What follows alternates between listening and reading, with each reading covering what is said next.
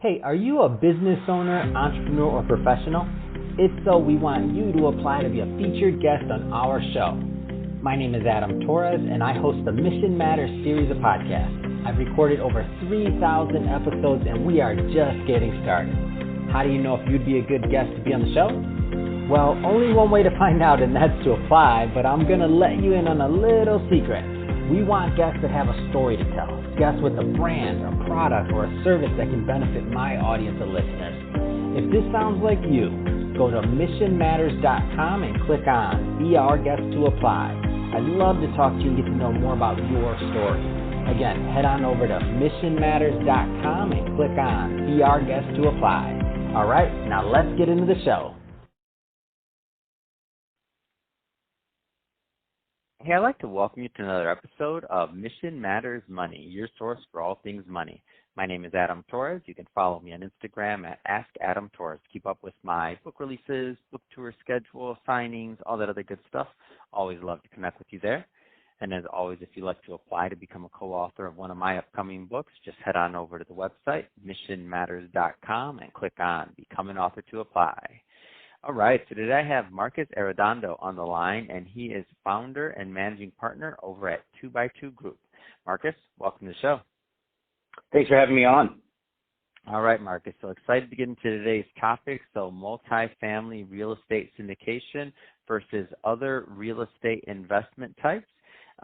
Maybe just to get us started, maybe clarify some of the differences here in terms of syndication and how the syndication model works, and maybe why you decided to go that route. Great, thanks for asking. So on the syndication perspective, it's slightly different from alternative real estate public investments. So let's think of a REIT, for example. Syndications are one-offs. That is to suggest that they are individual purchases of specific assets, not a fund. It's not a passive investor providing money to spend as an operator sees fit. It's specific to one particular investment. But insofar as what's different between multifamily and other asset types, I do want to just highlight that multifamily is a cash flowing business. When you acquire these types of assets, they're already functioning. In many cases, the way we purchase them, they're value add. So there may be mismanagement issues or potentially ownership issues where they're absentee, maybe a dissolution of a partnership. But we see opportunities to increase its value by allowing it to produce better results, whether that's replacing the existing management or increasing the inherent value through rehabs. Multifamily is different from other asset classes such as retail or development, industrial. These are all different asset classes. So when somebody talks about investing in real estate, I often wonder whether they're contemplating the nuances between each asset class. Single family is very different than multifamily, which is very different from retail and office, for example. So there are inherent risks that I think are worth evaluating from a passive investor's perspective, dependent upon your own specific priorities. What types of investors have you found in your experience are typically a good fit to invest in syndication? That's a great question. So we've got new and experienced investors. So everybody from sophisticated bankers who are experienced in all sorts of investment classes, but also teachers, firemen, police officers. These are our family and friends, and then people we've been introduced from there on. So each individual brings to the table what they have to offer, and it's available to anybody who's capable of investing in these types of assets. If somebody is, out there shopping different syndicators or different operators, what are some things that they should consider before they invest? That's an excellent question. I think that's probably the most important one for any passive investor. So I think at its core, the first thing I might encourage people to take into account, or at least what I start to take into account, are the fundamentals of the deal. Are the way that the operator is looking at the deal, is it conservative in its assumptions, or is it just optically conservative? So that might require some homework on the passive investor side. but to understand really what is driving the value, where is that value coming from. I think that's probably the number one layer I would encourage people to take into account. The second and almost more important layer is trusting the operator. So to the extent that you have an existing relationship with that operator, I think that helps to offset a lot of the risk. There's always going to be risks in these deals, but I think at the end of the day, if the operator is putting your interests first, I think that's a big separating factor. No, I definitely agree with that one. Let's go a little bit further into 2x2 Group. I mean, tell us a little bit more about the company. So it's founded by me and my partner Marissa Pesh. We've worked together in multiple capacities in prior real estate related entities, and we're also life partners as well. And so we've taken the long road to get to where we are. We started out in single family residential. We had acquired a small portfolio of assets, and once that got to a certain point, we realized it wasn't as scalable as what we were hoping to achieve. I think there's a velocity of capital that isn't quite as available in single family. So as we started looking at that, we started to grow and think about acquiring something in a slightly larger category. So maybe 15 to 30 units. Maybe we could do it on our own. Maybe we could do it with one or two partners. But as we studied this more and more, started looking at more models, and started identifying other partners, we realized that the scalability didn't really kick off until we hit that 100 units and above mark. So at that point, we really acknowledged the fact that we needed not only good partners that we could trust, but partners that could bring other aspects to the deal that we weren't able to. And that specifically was initially track record. And so we interviewed a multitude of potential partners.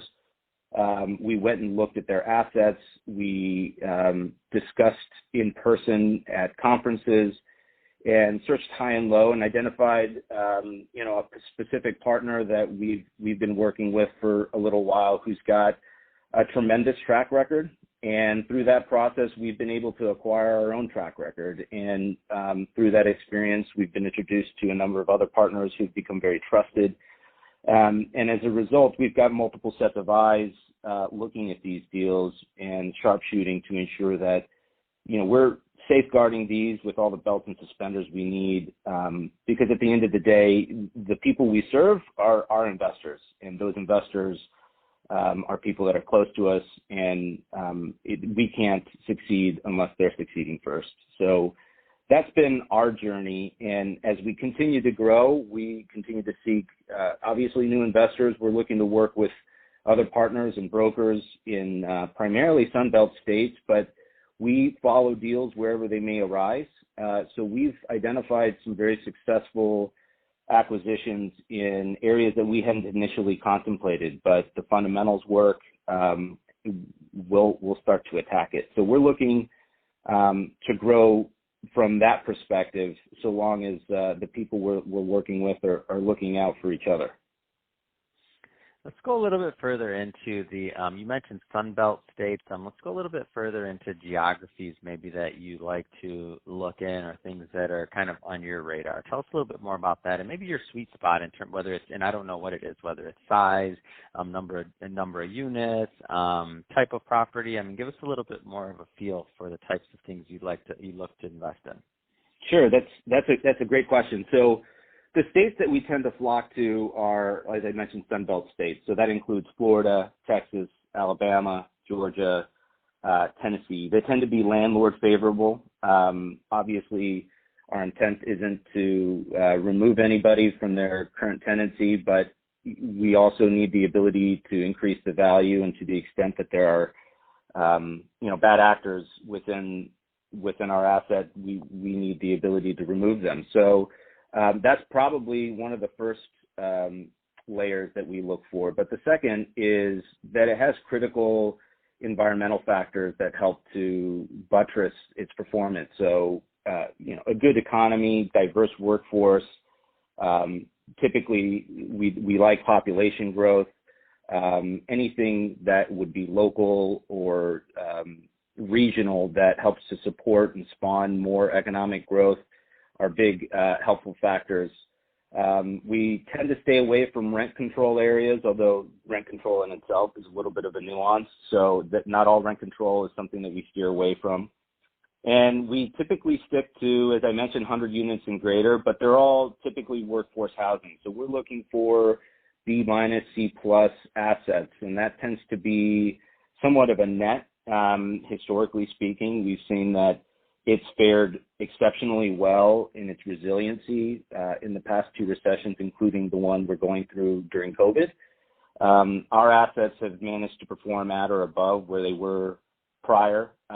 We've obviously had some increase in vacancies, but the collections has maintained themselves very well. So anything that can be asymmetric to the market's performance and something that would be resilient to any headwinds that that ensue during the ownership period.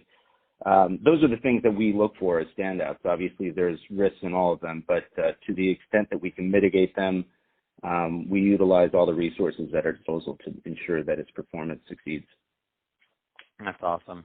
So, Marcus, first off, it has been great having you on the show today. Appreciate you giving us your insight in syndication, how it works, also what you're doing over at 2x2 Group. I mean, great stuff there. And that being said, if somebody's listening to this and they do want to learn more about 2x2 Group, I mean, what's the best way for them to reach out and to connect with you and your team? Check out our website, 2x2group.com. That's the number 2 spelled out, TWOBYTWOgroup.com, and I'm available to discuss. I love talking about this and love meeting new people, and to the extent that I can introduce them to other players that they're seeking to be introduced to, I see myself as a connector as well. So I can be reached at marcus@2x2group.com. Fantastic. Well, Marcus, again, thank you again for coming on the show. And to the audience, as always, thank you for tuning in. I hope you got a lot of value out of this. Hope you learned a lot. If you did, don't forget, hit that subscribe button. We definitely want you to be a return listener and return viewer if you're watching this on our YouTube channel. And Marcus, thanks again for coming on the show. It's been a pleasure. Thanks, Adam. Really appreciate it.